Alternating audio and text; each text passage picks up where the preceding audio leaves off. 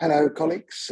Welcome to today's event, Learning from the Past, Looking Back to Move Forward. I'm Jonathan Slater, absolutely delighted to have been given the opportunity by the Edge Foundation to facilitate today's event. This is how it's going to work. First of all, it's being recorded, and so afterwards it'll be available on Edge's website. Anything you feel like you want to contribute while other people are speaking, just do use the chat, post questions in the Q&A.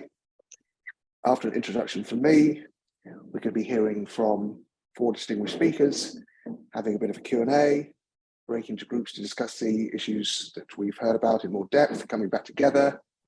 Then hearing from Jonathan Mitchell, who is at the Institute for Apprenticeships and Technical Education, bringing it all back together, closing nicely at 11:30 on the dot.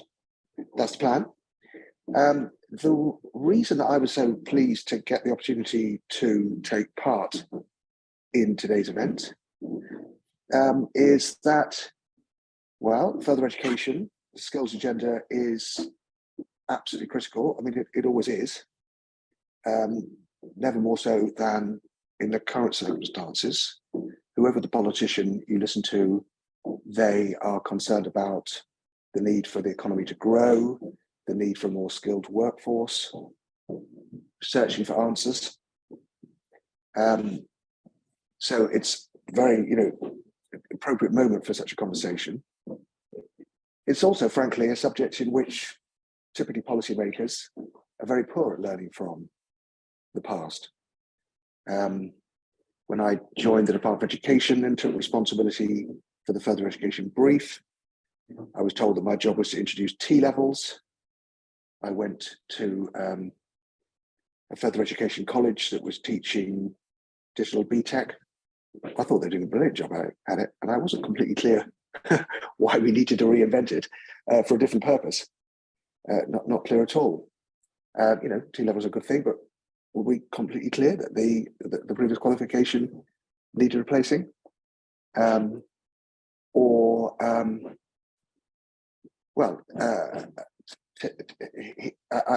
fact, I looked at some analysis that had been done by the Institute for Government on reforms to the skills agenda over the previous few decades. And if others are interested in this, they should look on the IFG's website.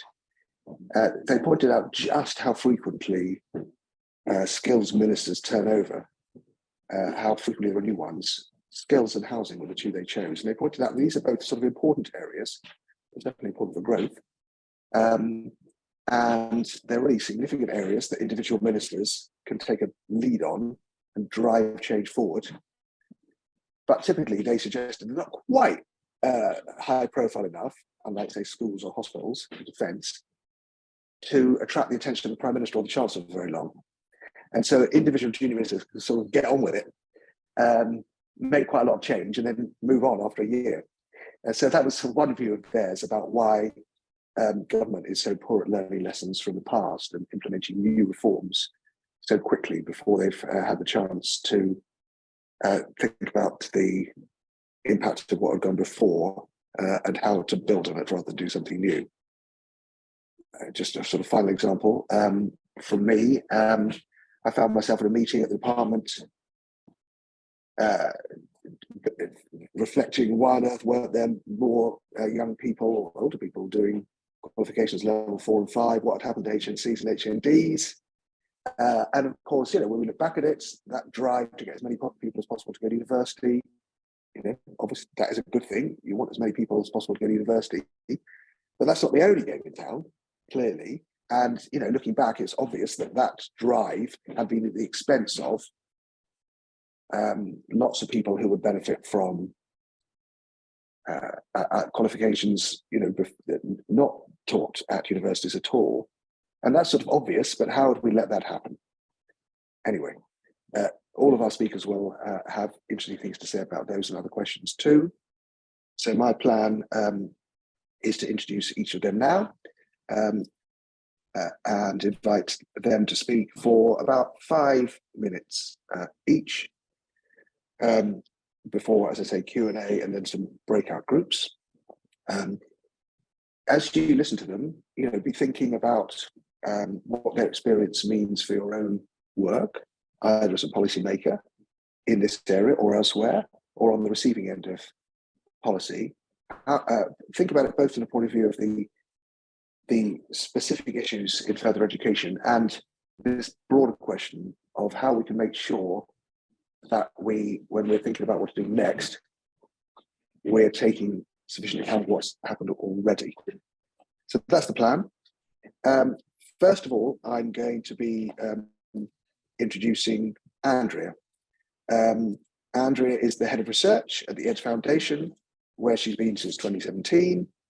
She has over 20 years of education research and policy evaluation experience at Oxford, at Warwick, as well as at EDGE.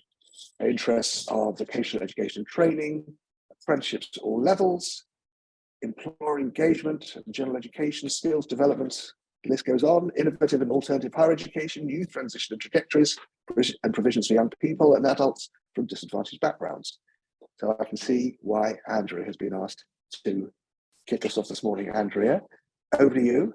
Your 5 minutes starts now. Thank you very much, Jonathan, for the nice introduction. Okay, I'll quickly start because we have 5 minutes. So over the past 50 years or so, there have been frequent reforms around, for example, 14 to 19 education, vocational education and training. And there have been several policy initiatives introduced supporting young people who experience challenges in their lives. So there are all areas of interest to the EDGE Foundation. So we regularly come across with policy initiatives in these areas that resonate with policies from the past. So it does make a lot of sense to revisit some of these policies and learn from their successes and failures. So in 2021, we launched our series of Learning from the Past from EDGE.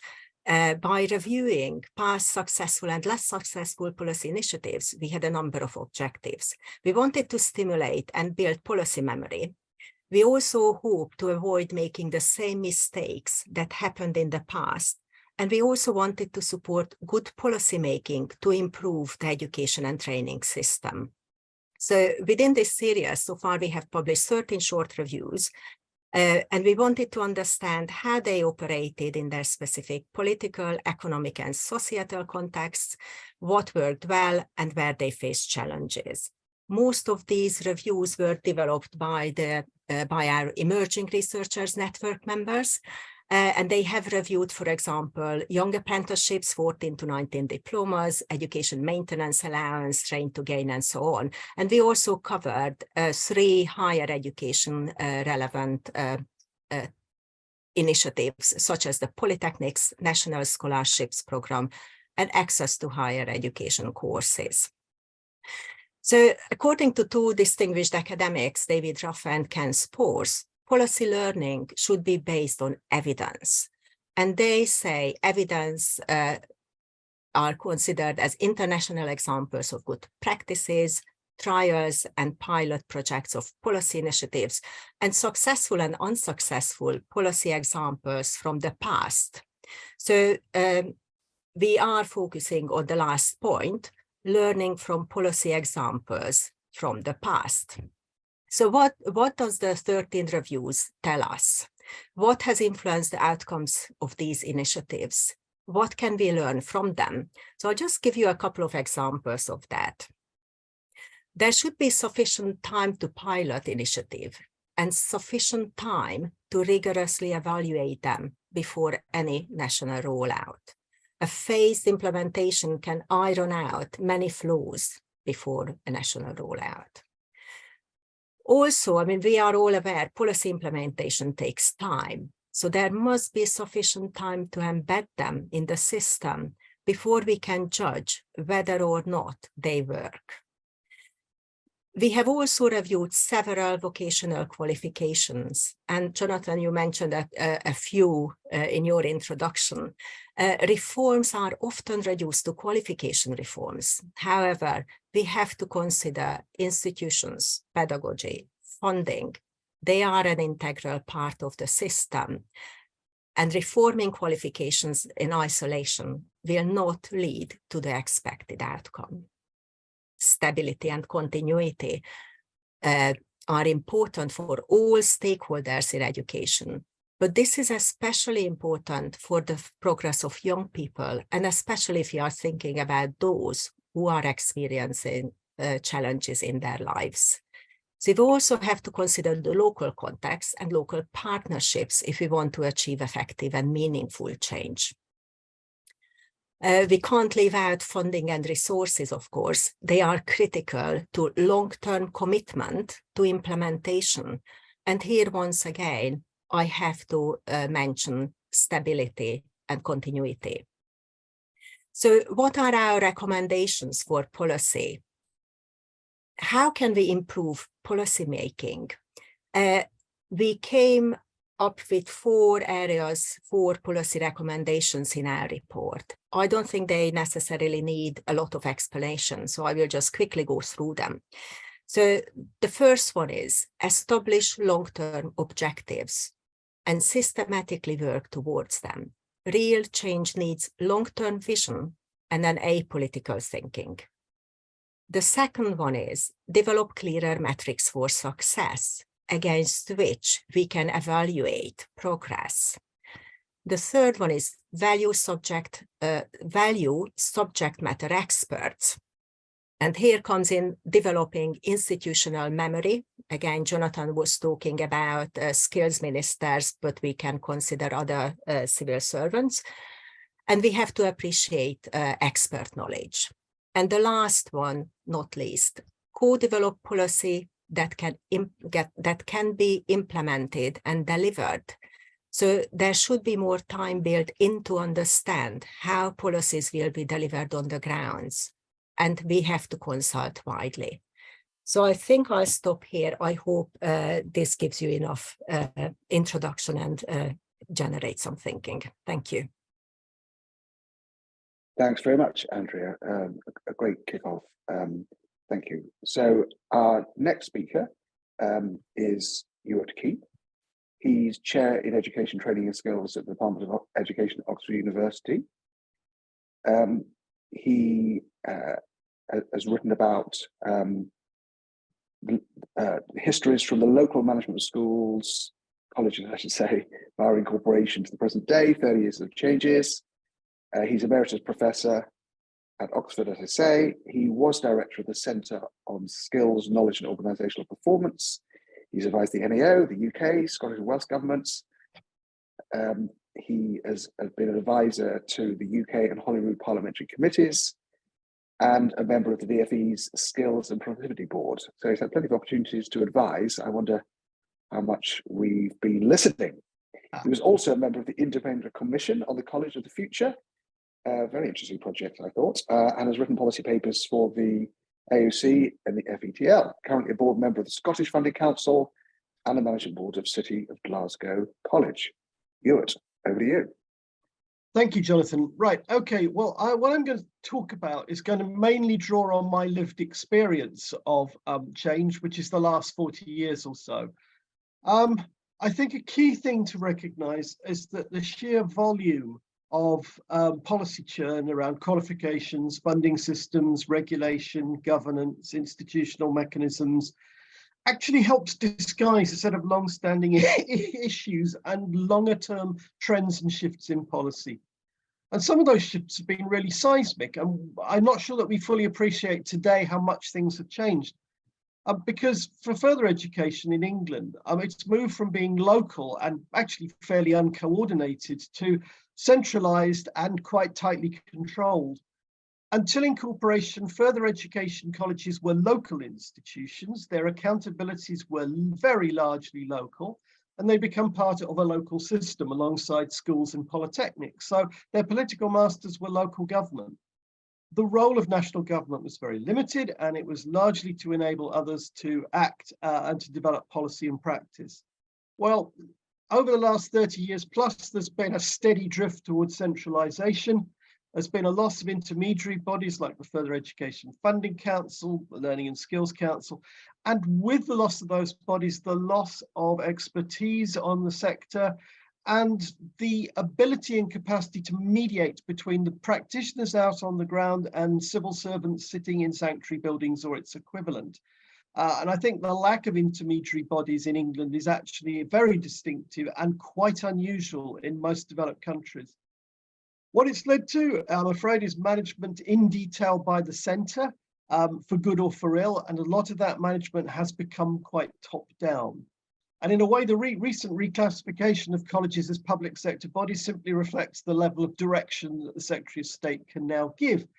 So there's a really, really profound change that's overtaken colleges from being relatively free spirits, but within a local environment and with a local accountability, something that's much, much more national. We've also moved from a system which was local to a system that became national, and then onto a set of quasi-markets. There's now some enthusiasm to re-inject elements of system into the mix, but whether or not you can do that alongside high levels of contestation, high levels of rivalry, and a market is really difficult to see. I think it's quite hard. Schools are being allowed to offer T-levels, for example. So competition does still militate against having a system, and that's another profound change. There's also a lot of emphasis in policy on initial education and training, and relatively little on adults, particularly in FE. And that's really quite odd, because if you scroll back 50 years, 60 years, FE colleges used to be institutions that largely catered to the needs of part-time adult students. And anyone who wants to see the figures, look at the table on page 8 of the EDGE report before incorporation. Young people were actually a minority concern. Many students in the 50s, 60s and 70s were sponsored by their employers and attended through block and day release or via night school. The vast bulk of that has gone. And that's another profound change which has occurred, because employers are now much less directly involved in the work of further education. It used to be a partnership. It's now, to some extent at least, shifted towards a customer focus, where employers are customers. Who ask for things, don't pay for them, but may or may not get them. And I think that's a really, really big problem. I think FE has always been piggy in the middle. What schools do is fairly well understood. Same is true with higher education. And the massification of higher education has really squeezed further education colleges, their funding and their supply of students. And I think that's a really major issue. And again, another very profound change. 40, 50 years ago, the vast bulk of young people who carried on beyond 16 either did it in a sixth form, or they did it in a further education college. University was for a relatively small cohort, 10, 12% of the age cohort. It's now very different, and that has hollowed out what FE is there to do, as Jonathan mentioned. Finally, the status of vocational colleges and vocational pedagogies is moot. Prue is going to say more about that. But I think FE has always operated in the shadows and between other bits of the system. And the history of FE is not well known or understood even within the colleges themselves, and not within government. And I find the lack of understanding in colleges of where they've come from a little bit depressing. So I do recommend reading the Fettle Honourable Histories, which is the EDGE has now taken over, and the Before Incorporation report. And I'll leave with a set of unresolved issues that come out of the history of FE. What's the role and purpose of FE? What should it be called or labelled? What's its place within the overall spectrum of educational provision? What's its relationship with higher education? Because in Scotland and Wales, they're moving to a much more joined up tertiary offer, where FE and HE work very much more closely together. What's FE's relationship with employers going forward? And what is FE's relationship with the state, national and local? So there's some food for thought. Thank you. Thanks very much indeed, Ewart. A great summary of how things have changed over the decades. And of course, the sort of centralisation, nationalisation really, of further education that you described, as, it's been true in many areas of life. You said for good or ill, I would say for ill. I mean, it's as much true for schools, isn't it, as for further education colleges, that they used to be much more local institutions, and now they're much more part of something national. And inevitably, you get a sort of much more remote policy making and engagement process, precisely because it's national. It would be very interesting to explore the extent to which it is possible to move back to something that's more community-based. And the sort of critical decision in 2010 to prioritise funding for schools and indeed universities in practice over further education, was a sort of had a sort of appalling effect on further education and skills. And so there is increasing recognition that something needs to be done. Can we get money back into adult education? I'm on the board of Morley College. I've got a particular interest in that. So all sorts of really great issues you've teed up for the discussion later on. But I need to bring in our other two speakers because I'm sure they'll have plenty to add too. The third one is Sue Maguire, Honorary Professor at the Institute for Policy Research at the University of Bath. 30-year academic career, research, policy development, evaluation in education, employment, skills and inequality. Researching the lives and experience of young people classified as, to use the jargon, NEET, not in education, employment or training, or the unemployed, economically inactive. Sue, I've told you you've managed large-scale, longitudinal, multidisciplinary studies to evaluate policies and programs designed to support youth transitions, and you've advised policymakers both nationally and internationally. So Sue, over to you. Thanks very much, Jonathan, and good morning to everyone. The focus of what I want to talk about is the paper that I did for EDGE, which was to look at youth transitions over 50 years, and particularly the role of employment and training initiatives. And I don't think it comes as any surprise that we all know that there's been an array of employment and training initiatives over the last 50 years.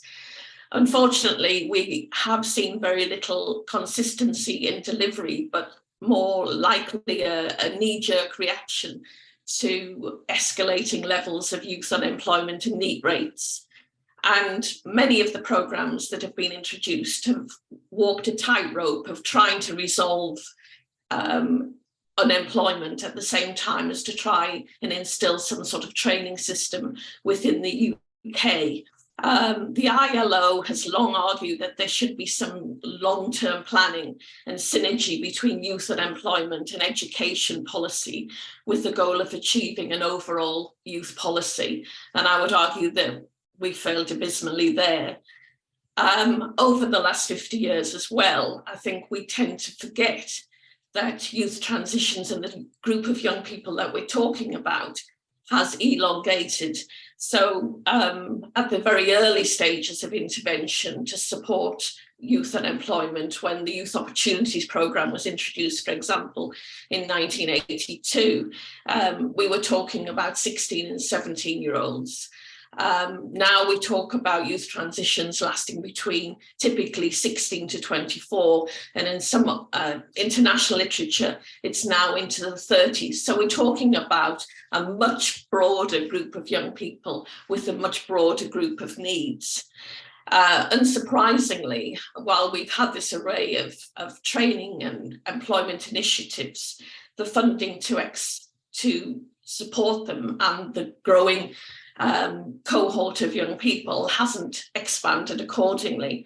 And I couldn't quite believe this when I looked at the literature about the YTS, which was the big policy intervention in the early 80s when we experienced very high levels of youth unemployment. The Thatcher government committed £1 billion a year to YTS in 1983 to support 16 and 17-year-olds. In contrast, when I looked at the figures for Kickstart, which was our latest intervention to support 16 to 24-year-olds, the expenditure was 1.9 billion over 2 years, and there was a great underspend on that amount of money. When you look at the literature, it tells us that there actually is no silver bullet here if you're looking at trying to find a youth training program and a youth training system. But very often, as I alluded to earlier, we're responding to youth unemployment or NEET rates, and too little time is spent on appraising what went before, looking at particularly young people's needs as they currently stand, and the economic needs at the moment of intervention. And very, very little time is spent at looking at previous interventions.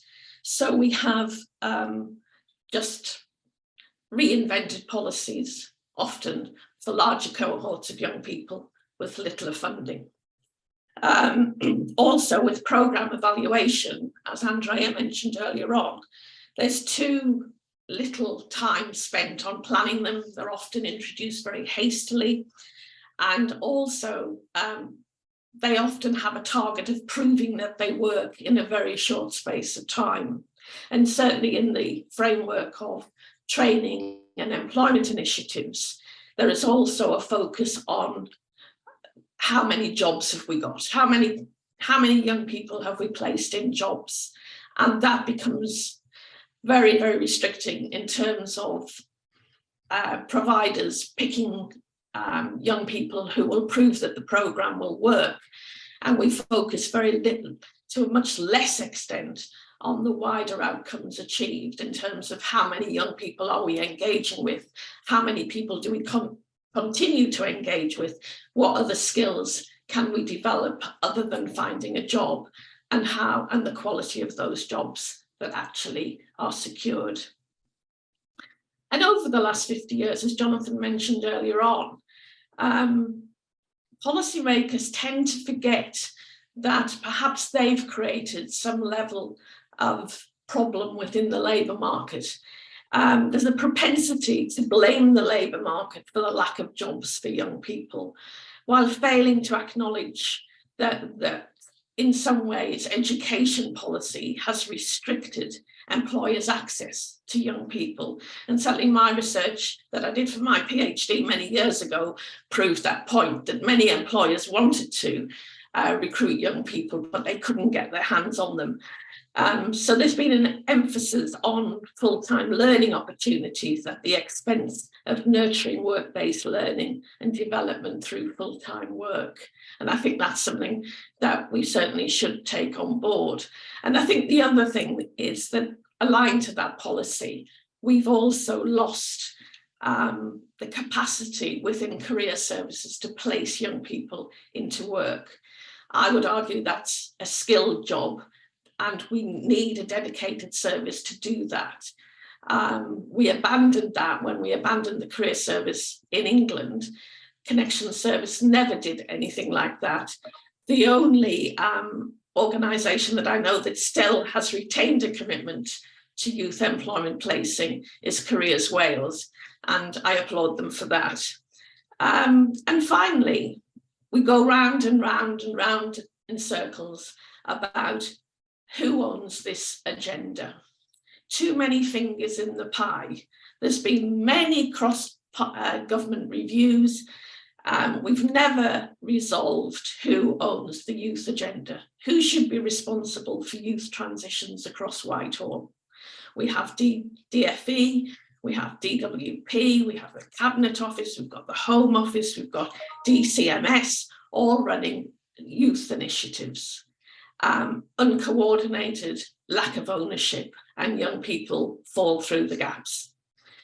And also, we should be mindful of the fact that where a young person lives within the 4 UK nations increasingly determines what offer they get. And that's much more the case than it was 50 years ago. When we introduced things like YTS, they covered the whole UK, or Great Britain with Northern Ireland having a very similar policy. Increasingly, that doesn't happen. We have policies that are developed by the Four Nations and have different offers. Thank you very much, Sue. I think that points to a need for greater policy cohesion and sharing across the UK. Sorry if I've gone on. Thank you. Great. Giving us plenty of challenges, plenty of food for thought there too.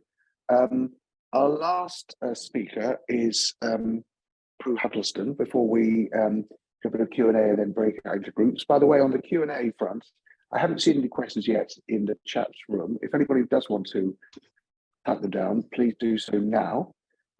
Or I can invite you to ask your question after Prue has finished. She's the Emeritus Professor and formerly Director of the Centre for Education Industry at the University of Warwick. She is a Governor and Chair of Academic Standards and Quality Committee at Birmingham Metropolitan College. Her research interests focus on 14 to 19 curriculum, vocational educational qualifications, in particular work-related learning and the roles of employers in education. She's published widely. Before joining Warwick, she worked within the FP sector and also within community and outreach education. Prue, over to you. Hi, thank you very much. Good morning, everybody. What a delight to be here with old friends, new friends. Lots of us worked together over the years, so it's a really lovely opportunity to come together. I'm going to talk briefly about FE curriculum. It's work that Lorna and I have been sort of working on since 1997. In one way or another, and now we're doing a piece of work for Edge, which has led us down many fascinating rabbit holes, and we're trying to pull this all together. So I must mention Lorna's support on that as well. I'm going to talk about 150 odd years, which isn't quite my lifetime in further education, but it seems to be approaching that. Start perhaps with a definition, what we mean by the curriculum, because very often when people talk about the curriculum, they talk about a course, a syllabus, or a qualification. And of course, we all know that it's much wider than that. If we talk about the curriculum, we're talking about the overarching aims, about the values as well, the ways that learning is organized, methods adopted, and the links between teaching and assessment. So it goes way beyond simply a scheme of work or a qualification with a tick boxes to complete. And the curriculum aims, of course, as we've heard today, are very broad in the sense that clearly we hope they are educational. They're also social, particularly with the context of further education. They have an economic dimension linked to skills agenda and all of that. They have a political, if only hidden, but sometimes rather more overt. And of course, they have technological implications. And they are very meaningful, we hope, both at the societal and individual level. After all, we're thinking here about learners and what we're going to offer learners for their own development, and not just development of the wider society, wider economy. And within further education, we have to meet a wide range of learners from 14, some of you may not know that from 14, we could have learners in colleges, to 60 plus. And I think the oldest one we found is someone of 90 who is still attending college, and good for him. They're full-time, they're part-time, they're on short courses. We offer a range of provision, general education, general vocational education, job-specific training, higher education, adult education, which can include leisure and recreation, compensatory education, if you like, adult basic skills, access to higher education, and courses for learners with a variety of needs. These are our learners. There's no wonder that we feel ourselves under pressure, and perhaps why this sector is not well understood. As Foster said, people don't know what goes on in a college. Who then owns the curriculum? Because this is, in my view, contested terrain. Colleges are therefore servants of many masters. And I'd just like to give you very brief examples of my own college, but this would apply generally. We have the attentions of Ofsted, of course, who are there to inspect us, to make sure that we are engaging with employers, providing excellence in teaching and learning, providing a good student experience, strong leadership management, and that we're financially viable. I'm delighted to say that the new inspection framework offers a bit more here, because they are now focusing on intent, impact, and implementation, which I feel is an advance on the previous regime. We have our local authority priorities. And if you're like me sitting here in the West Midlands, you're sitting within a combined authority area, it also has its priorities. And sometimes those local priorities are not the same as the regional priorities. So how do you balance those when you're receiving funding from both streams? We have DFE priorities. And interestingly, the national priorities aren't always the local priorities. And of course, we have learners here who really don't want to be moving out of the area. We have those who don't want to move out of their local community. So talking about local or national, sometimes we're talking about very, very local, which may not accord with what the wider priorities are. And we have priorities for particular types of learners here: adults, ESOL provision, and ESOL provision within vocational programs as well. So it's not a clear picture.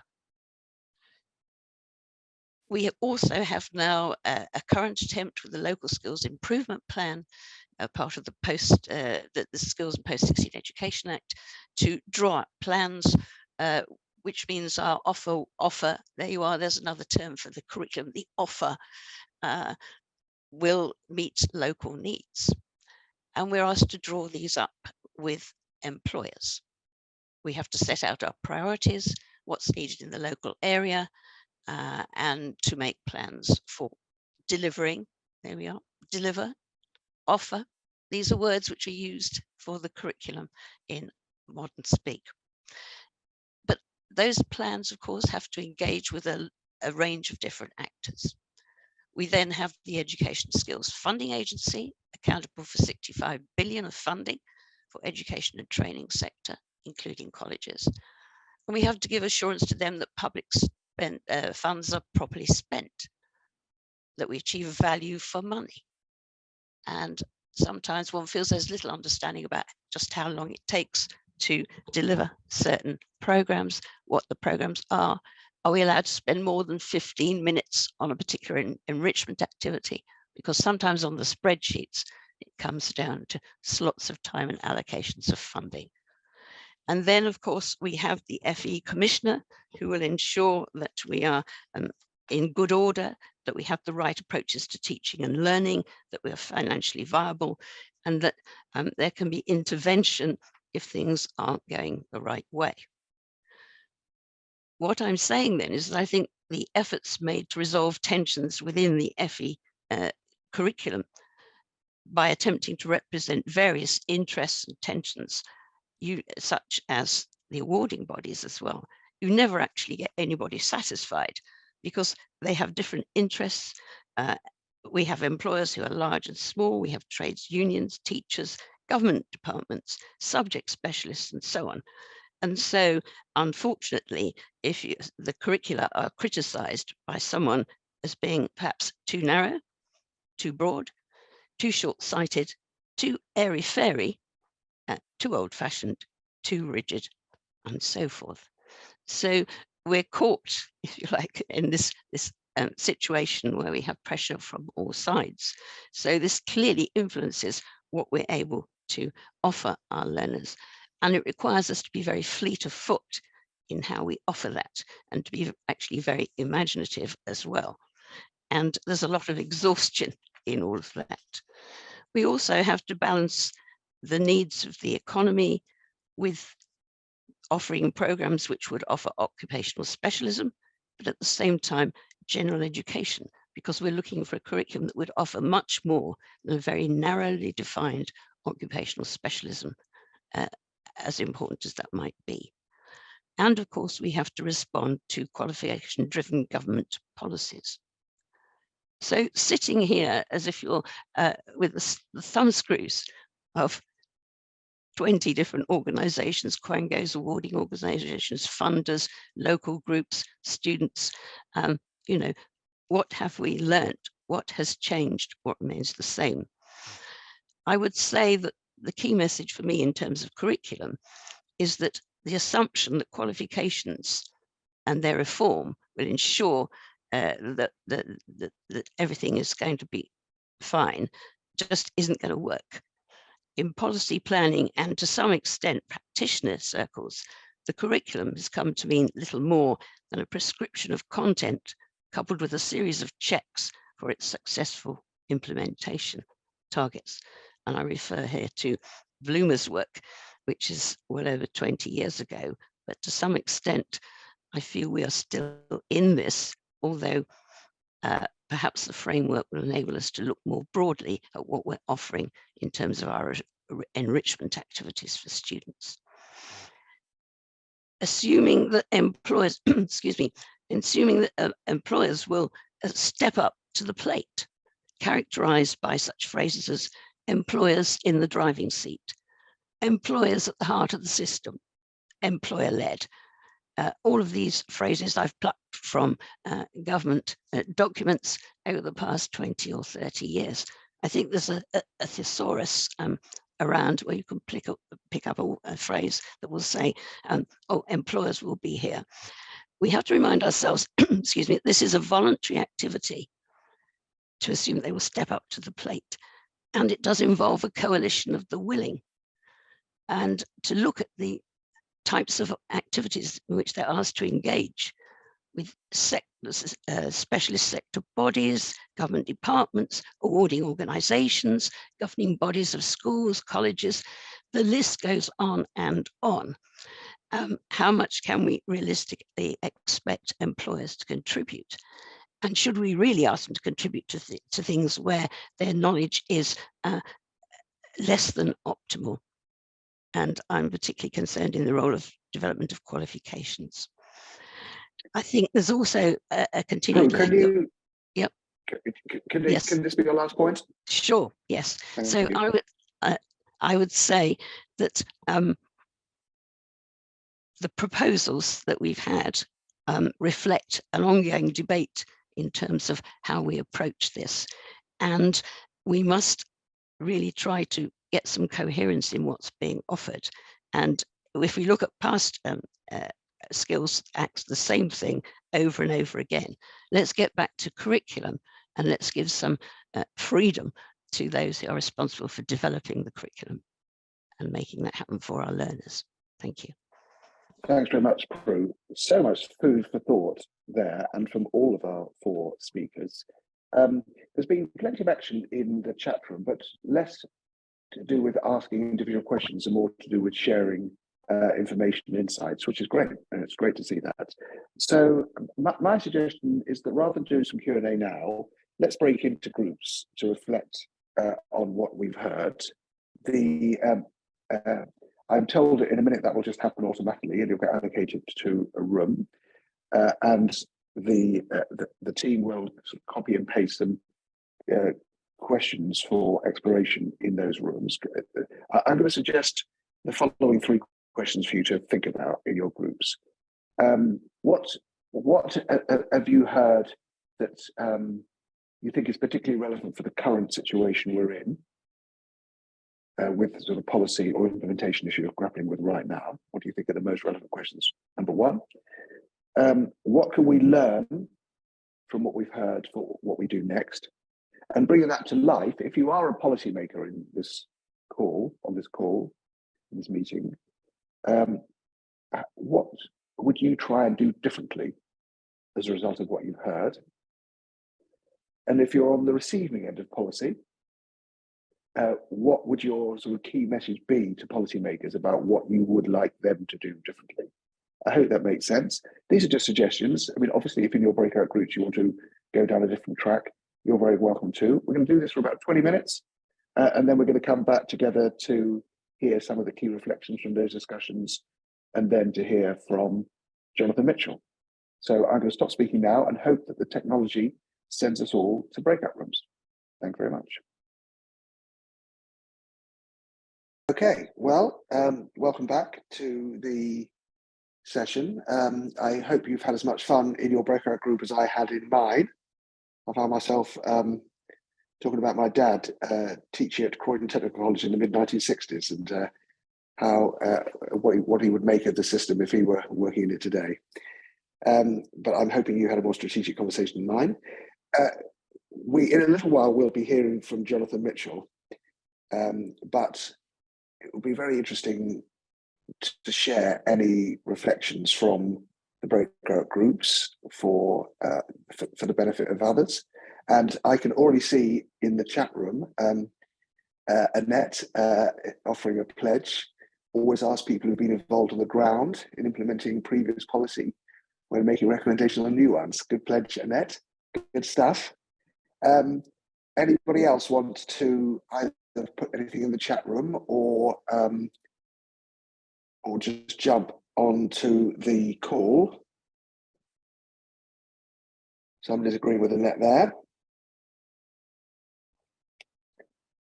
Ollie, how do you get on in your group?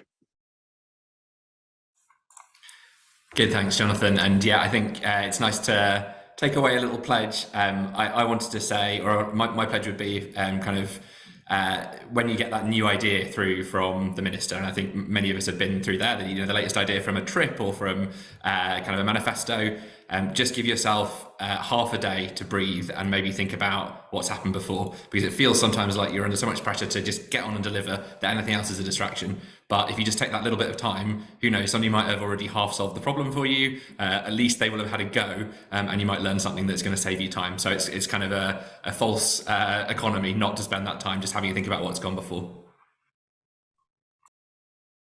When I joined the Department for Education, I was sort of intrigued by the amount of time how people spent their time in the department, the balance between the time they would spend in meetings with ministers or with each other versus meetings with children, young people, adult learners, and their teachers. And well, the department was quite proud of the fact that you've got what it called a sort of schools immersion program, and then we did the same for further education, higher education, social care, and so on, in which people would spend 3 days in the institution, one with a learner, one with a teacher, one with the principal. That's a good learning opportunity. But 3 days out of 200, not very many, is it? Doesn't really compare with, I remember when Terry Leahy ran Tesco's, he would stack shelves every Friday. And I think that, for policymakers to be just spending a much, much higher proportion of their time understanding what's going on. And so when a minister has got an idea or wants to explore something, they know a lot already about the subject matter rather than having to find out about it. It's not the way that Whitehall typically works, but I'm sure it would make a big difference. Elena, I can see you were indicating. Do you want to come in? Yeah, I guess just to summarise a few quick ones. I've popped in the chat, but we had a great request for policymakers to do no harm. Even if that means holding back sometimes and not introducing yet more change to the system, allowing the system to kind of recover and implement what has already been requested of them. We had a really interesting discussion as well around, is there more that we can be focusing on kind of curriculum content rather than qualifications, just reflecting on the amount of qualification reforms that we've been through. Colleagues had reflected that they're trying to do a bit of thinking, kind of including transferable skills or essential skills into current level 2 qualifications, but the tension between trying to really encourage the embedding of those skills versus trying to oversubscribe the curriculum. So trying to kind of navigate that tension is interesting. And also a request as well across our group, not to just measure progress in terms of job prospects. I had a really interesting chat about, people at 16 coming in and doing a level 1 qualification. And we shouldn't just be tying them down to job prospects, but kind of teaching them how to learn as well, alongside helping them to get that English and maths. So yeah, some great discussion in our group. Thanks very much, Elena. And as I look at the chat, I see that and some other points that have been made too. On your do no harm, I found myself at the department spending a lot of my time asking, are we sure we want to do initiative X or Y? And I would give talks to new policymakers on this theme about bearing in mind that the alternative to some new initiative was just leaving things alone, and how were we confident that we could definitely make it better, that we definitely knew better in sanctuary buildings what the answer was, and a change would definitely be better than the status quo. And people did look at me quizzically, and you can see why. Why would you become a policymaker if you spent your time, well, not making any new policy, advising ministers to leave things as they were? The incentives on policymakers are to come up with new ideas, aren't they? The incentives on ministers, of course, are to make a name for themselves, to announce something new. That is obviously the nature of politics, isn't it? We all, when we take on a new role, want to make a mark. We want to show the point of the benefit that we have achieved. Again, I think that spending more time at the front line, more time, with learners, understanding the reality on the ground, the more you do that, the less likely you are to come up with something new, the more likely you are to think about your do no harm principle. I think it's a very well made point. Lots of other inputs have been made. Hi, Jonathan, can I just come in and, ask a question? The co-host said you might not see my hand that I'd raised. I didn't, no, so I'm grateful for you to just jump in and go for it. Yeah, so I'm the director of the Administrative Data Research UK programme at ESRC. The programme's all about opening up access to government data for research purposes, and DFE has been head and shoulders the best department in Whitehall at opening up access to their data, and they've got a really long history of doing this. But we do this right across the UK and right across different government departments in Whitehall. But what I'm always interested in is, do policymakers and politicians decide on a policy because they can see some evidence? So we've got the longitudinal education outcomes data set, which is a fantastic data set for tracking kids through education and into employment, and so you can assess what degrees make better careers and everything.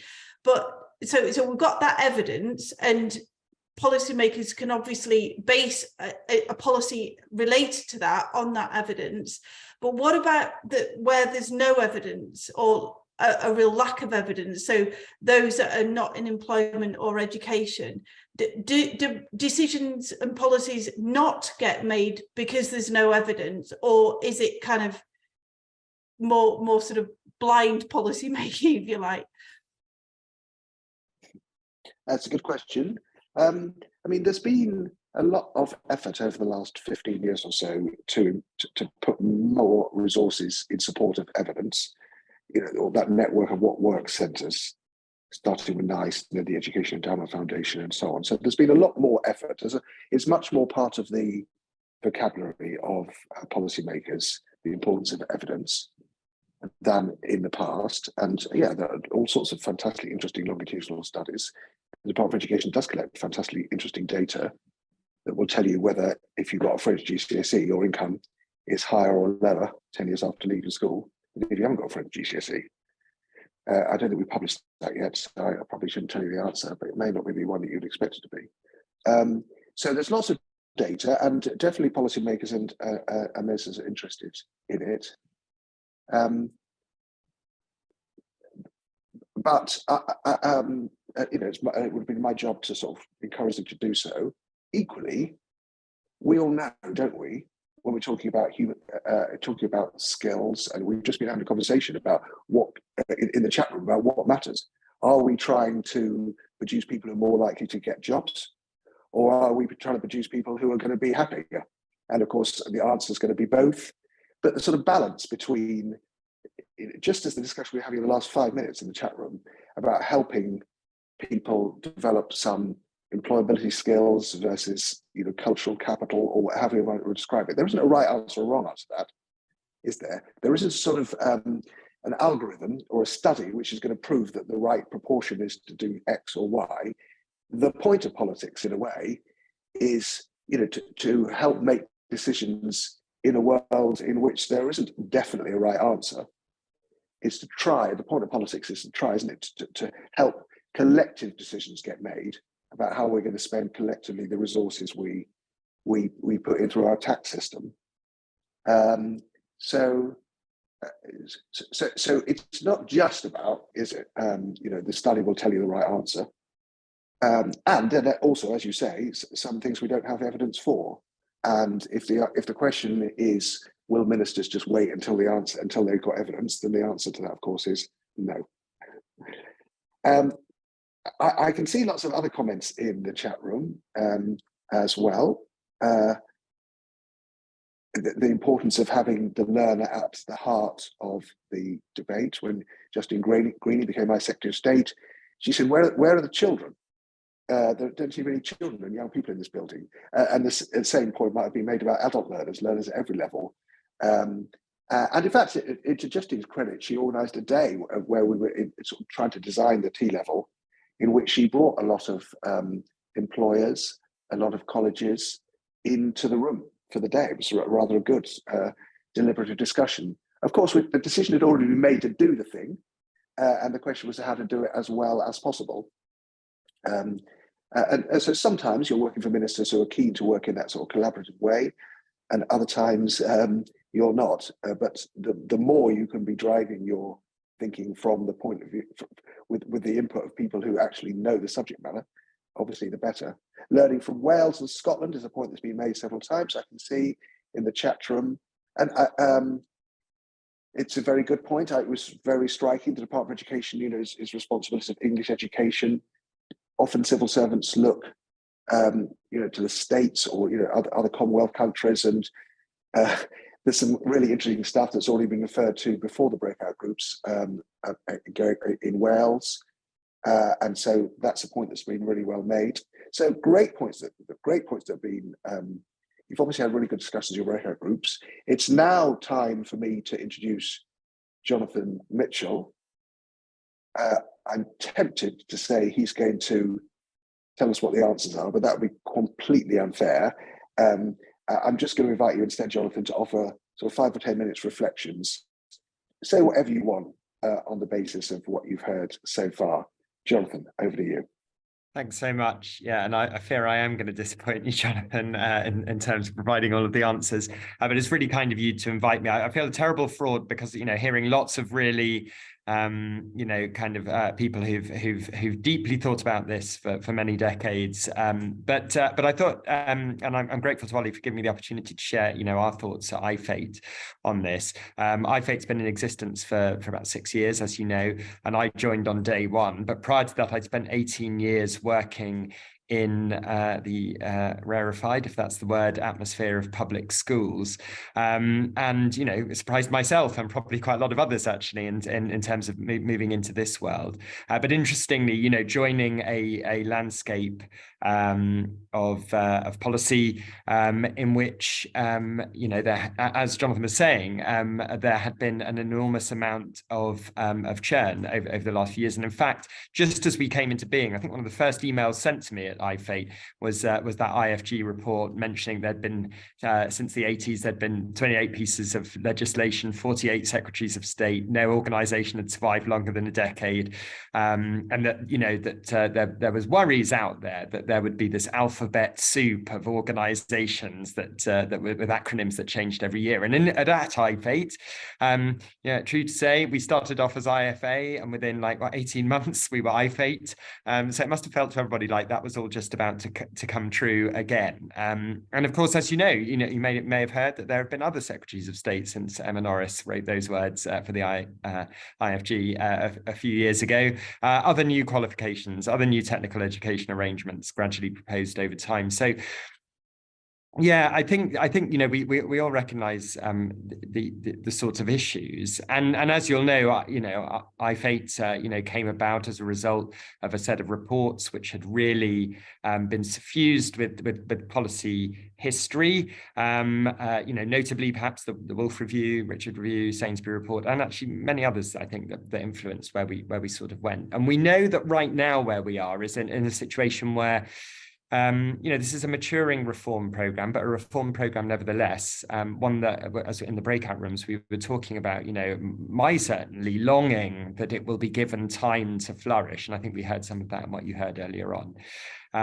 But also knowing full well that the desire to reach perfection quickly, to have new announcements to make about those things that aren't quite right will drive us into the risk of further churn, and I think we recognise that is the case, and we know anyway that there has been a kind of pendulum swinging between market-led approaches in this area and top-down government control, and that those are perhaps at greater risk in our area because there's so little often media scrutiny and critique and public critique perhaps in our area of work than that means that some of those things can go unnoticed.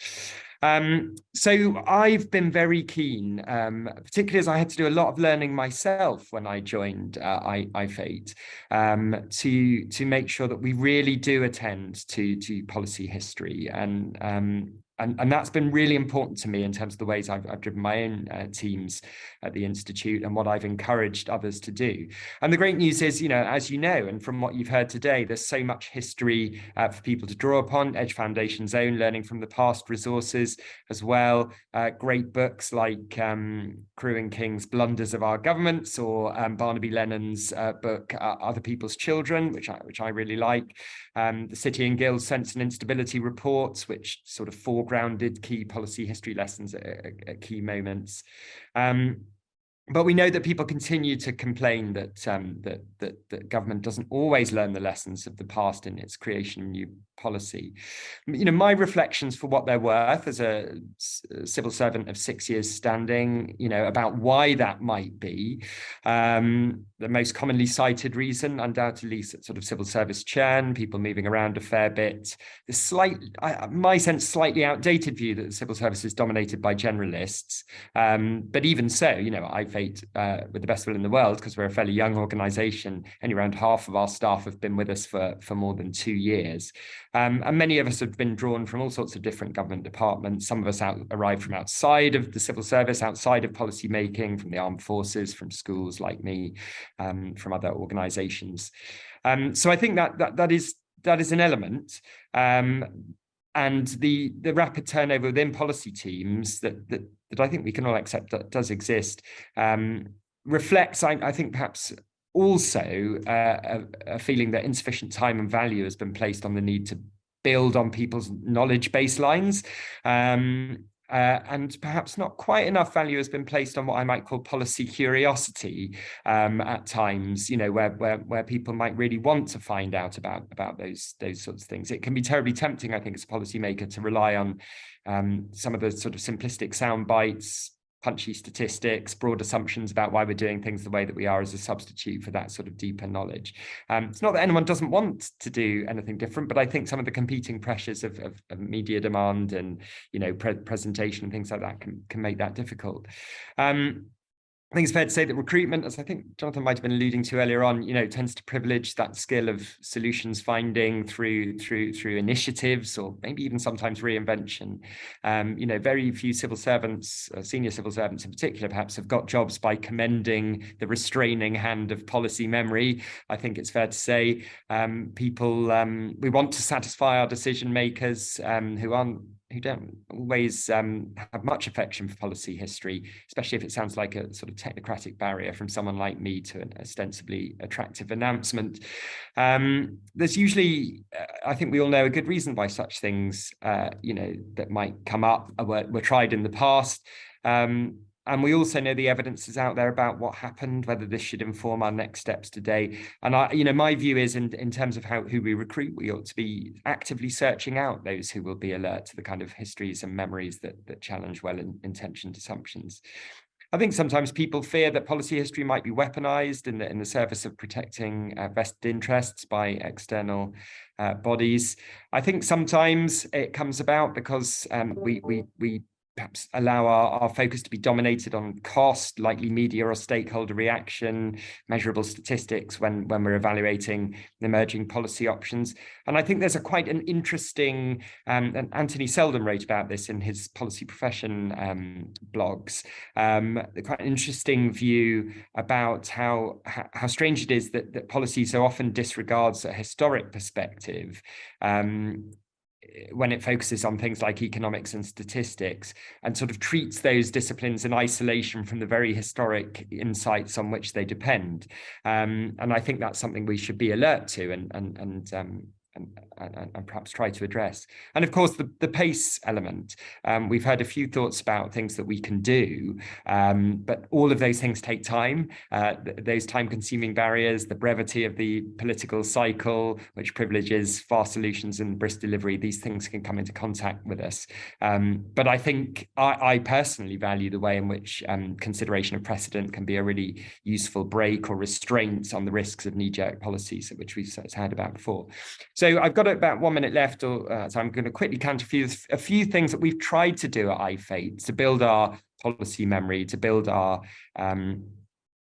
sort of awareness and alertness to policy history as we think about things like how we might do modularization, if that is right, in terms of the way the LLE will roll out, what the second generation effectively of apprenticeships needs to learn from the first, and indeed those that went before it, how to maintain skills products such that they're alert to the changes in the labour market, how school leavers can be ready for accessing apprenticeships in the ways that give themselves and their employers confidence, how to close the skills gap at levels 4 and 5. Lots and lots of problems for us to solve, and lots of history to learn from. So we've really prioritised the recruitment and retention of domain expert staff, and that's been something we've very consciously done over the last few years. For those coming from within the civil service, perhaps from other areas of government, we've developed our own education knowledge training programme, which we make everybody who joins the Institute staff do, unpacking the history of policy successes and heroic failures in our area. We try to be very deliberate about asking the employers and other stakeholders that we work with about their insights regarding previous policy, because those are the ones who've experienced them in the real world and are often very alert to the risks of change. We have a speaker series where we actually bring people in to talk to our staff about history and thought leadership in our policy area. And I can tell you that those things are really, really popular. They're completely optional for our staff, but we rarely achieve audience sizes of less than a third of our staff, and often much more than that. So I get this strong sense there's a determined appetite to resist a return to the situation described by the Institute for Government a few years ago. We're also improving some critical systems required to make better records of our institutional memory and why decisions were taken. We're rolling out a process for admitting work streams to our strategic plan that will require consideration of policy history as those work streams are admitted. And I've been working with our senior team to grow our skill in the sort of storytelling that will enable us to develop appreciation for the lessons of precedent with ministers, stakeholders, and others. So those are a few things that we're doing. None of it is to say that alertness to policy history for us is all about kind of closing the door on initiatives, including where they echo the past, actually. But we reckon we can best deliver reform that sticks if we really, really deliberately keep ourselves alert to policy memory and policy history. And I hope that gives you a bit of a picture of some of the ways in which we've tried to take account of that in this, in this space where I think it's a really important factor. So thanks very much. Thanks, Jonathan. That was great. I like the way that you sort of opened about the scale of the challenge, not defensive about it, recognise how hard it is to tackle, but nevertheless, talked about some practical things that the Institute is doing to try and learn. I would say that when I joined the Department for Education, I found particularly in the Education Skills Funding Agency, the arm of the department that does the funding and oversight of further education, I found a significant number of really expert, dedicated people who spent their whole lives trying to help further education to succeed. It wasn't that there was nobody in the department with that skill, or that nobody, or that everybody in the department turned over too fast. It was more actually that those people with the tremendous skill and experience. I mean, Peter Lowler was the guy who ran the thing. He'd been working in most of the organisations that Ewart described have been abolished over the years, as you know, Ewart. So there was expertise. My task was to make sure that was put in front of ministers, and to make sure that people who really knew their stuff had the opportunity to be as influential as possible. And there were a number of people who really dedicated their whole careers. And I was tremendously impressed by their efforts.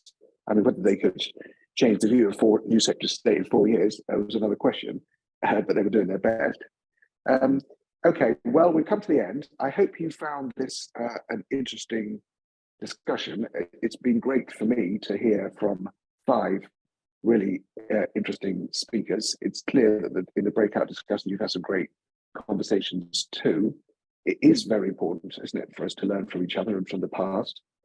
And I can't stop myself as I sign off, inviting anybody who's not read the booklet I published last year, having left the civil service, about how policymaking could get more informed by and reflective of realities on the ground. You should Google, because I haven't got the skill to put the link in the chat room myself.